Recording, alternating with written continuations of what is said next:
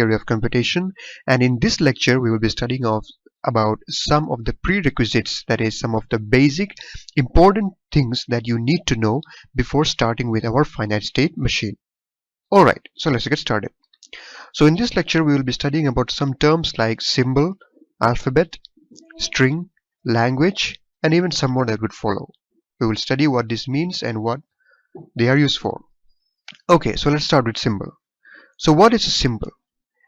Anything like A, B, C, 0, 1, 2, 3, anything like this used to represent something is known as a symbol. It could be anything like A, B, C, 0, 1, 2, 3, and so on. That is a very simple and the most basic part of it. And let's come to the second one, alphabet. An alphabet is denoted by sigma, and an alphabet is a collection of symbols. A collection of symbols denoted by sigma is known as alphabets. Okay, so we can take some examples. Some examples would be, we can say A, B, C. It's a collection of two symbols, A and B. Or we could even have more like D, E, F, G. The collection of these four symbols also could be an alphabet. Or we could even have numbers like 0, 1, 2, and so on. Okay, so a collection of symbols denoted by sigma is known as alphabet. Now let's come to this third one, string. What is a string? A sequence of symbols is known as string.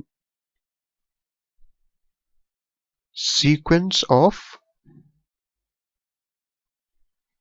symbols. Strings, actually it means a sequence of symbols. Now let's take some examples. Some examples would be like, let me write it here, A, B just by itself, or 0 by itself, 1 by itself. Okay, just by itself also we can call it a string, or we could have other sequences like AA, BB, AB, or 0, 1, and so on. Okay, so a sequence of symbols is known as a string. Okay, now let's come to the next one, language. Now what is a language?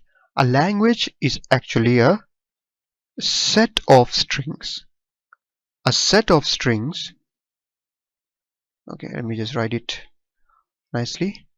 A set of strings. A set of strings is known as a language. And we can have some example over here. This will become clear with example. Okay, to take an example, let's say that the alphabet that is here, denoted by sigma, the alphabet that I have is the two digits 0 and 1. 0 and 1 are my alphabets. And now let's try to define some languages over this alphabets 0, 1. So let me say I have language L1, which is the set of all strings of length 2. The set of all strings of length 2. So what would they be?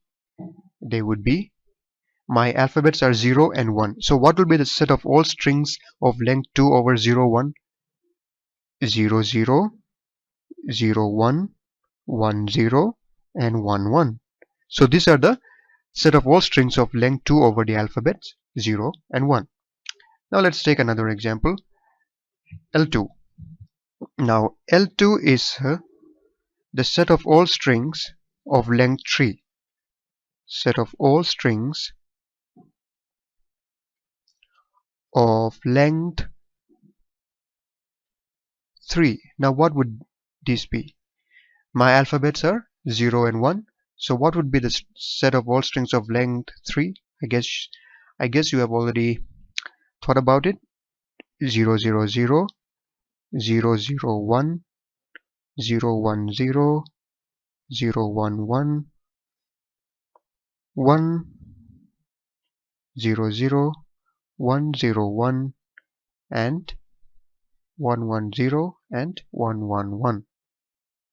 So these are the set of all strings of length 3 over the alphabets 0 and 1. Okay, now let me take another example over here, which will be L3. L3 will be the set of all strings of, okay, let us say that it is the set of all strings that begin with 0. The set of all strings which begins with 0 is L3. So my alphabet sets are still 0 and 1. So what would they be? They would be like 0, 0, 0, 0, 1, 0, 0, 0, 0, 0, 1, 0, 1, 0, 0, 1, 1, and 0, 0, 0, 0, and it goes on. This is actually an infinite set.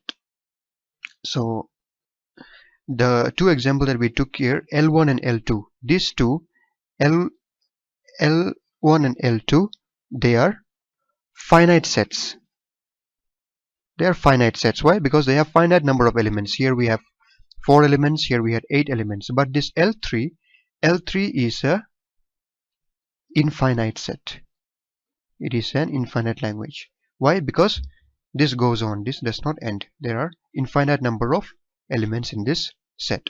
So I think by taking these examples L1, L2 and L3 over these alphabets 0 and 1, the concept of language became clear to us. So language are a set of strings over some alphabets. Okay, so I hope that was clear. Now the next thing that we need to discuss is known as powers of sigma.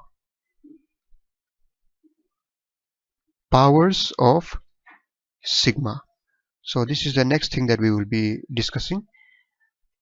Okay, now to demonstrate this, let me take an example again. Suppose my alphabet set is again 0, 1. My alphabet sigma is 0, 1. Now I'm going to define the powers of sigma. So first of all, let me define sigma power 0. Now what is sigma power 0? Sigma power 0 is the set of all strings of length 0. This is equal to the set of all strings of length 0. Now what would this be? I would denote this using sigma power 0, and this is denoted by a special symbol called epsilon.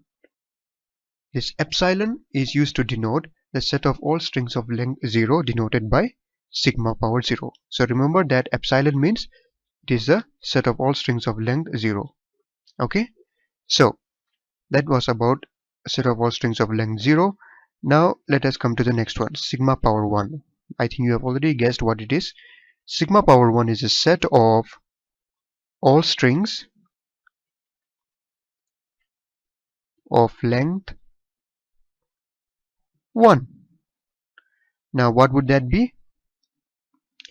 That is sigma power 1 is equal to, what would that be? 0 and 1.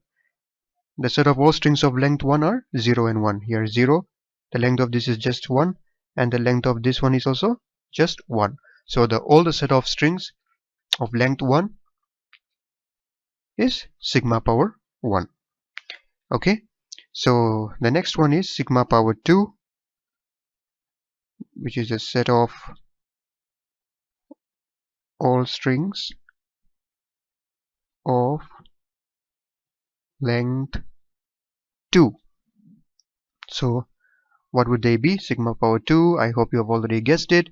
They are 0, 0, 0, 1, 1, 0 and 1, 1. These are the set of all strings of length 2. See here, 1, 2, 1, 2, 1, 2, 1, 2. So these are the set of all strings of length 2 denoted by sigma power 2. And then the next one is sigma power 3, which is the set of all strings of length 3. Okay, so what would they be? I know you must have guessed it. They are 0 0 0 0 0 1 0 1 0 0 1 1 1 0 0 1 0 1 1 1 0 and 1 1 1.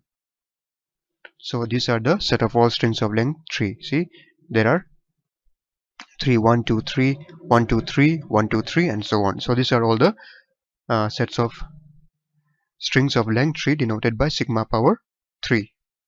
And then it goes on like that, and then it comes to sigma power n. Sigma power n is the set of all strings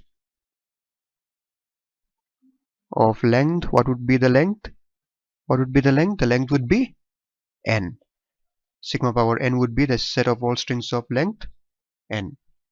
Okay, so that was about the powers of sigma. Sigma power 1, 2, 3 up to n. So the next term that we need to discuss is known as cardinality. Cardinality.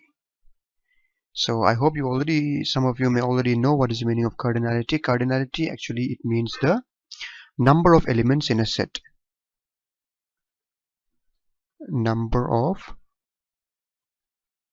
elements in a set. This is known as cardinality. So let us quickly check what are the cardinality of these powers of sigma. So sigma power 0 has only one element, so the cardinality is 1. And in sigma power 1 there are two elements, 1 2, so the cardinality is 2. And for sigma power 2 it is 4, 1 2 3 4. And for sigma power 3 it is 1 2 3 4 5 6 7 8. The cardinality is 8. And what about sigma power n? In sigma power n it is a set of all strings of length n. So what would be the cardinality? The cardinality of sigma power n would be, the cardinality of sigma power n would be 2 power n, right? So this is the formula that is followed for the cardinality if the alphabet is over 2 digits, just 0 and 1. So for the sigma power n, the cardinality is 2 power n. Okay, so let's come to the last term that we need to discuss, that is sigma star. Sigma star. So in this sigma star, the star can be replaced with sigma power 0 union sigma power 1 union sigma power 2 union sigma power 3 and so on. It goes on.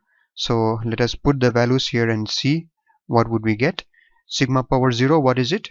We have seen here already. Sigma power 0 is epsilon. Sigma power 1 is 0 1. Sigma power 2 is 0 0 0 1 1 0 1 1 and so on. So let us put it over here. Sigma power 0 is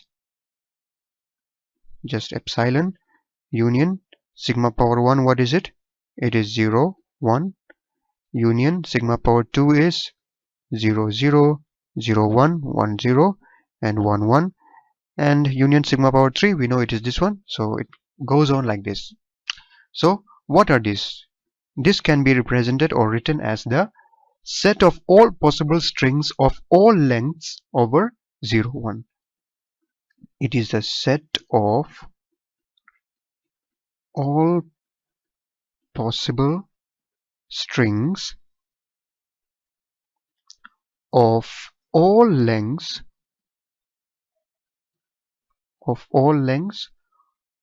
over what alphabet? 0 and 1. So this sigma power star is the set of all possible strings of all lengths over 0 and 1. Okay, so since we have taken our alphabet as 0 1, so that is why we have written over 0 1. So depending on the kind of alphabet that you take, you have to write this. So can you guess whether this is a finite set or an infinite set? Yes, I hope you have guessed it right. This is an infinite set because this goes on. Okay, so those were the prerequisites or some of the basic important things that you need to know before starting with as finite state machines. So if you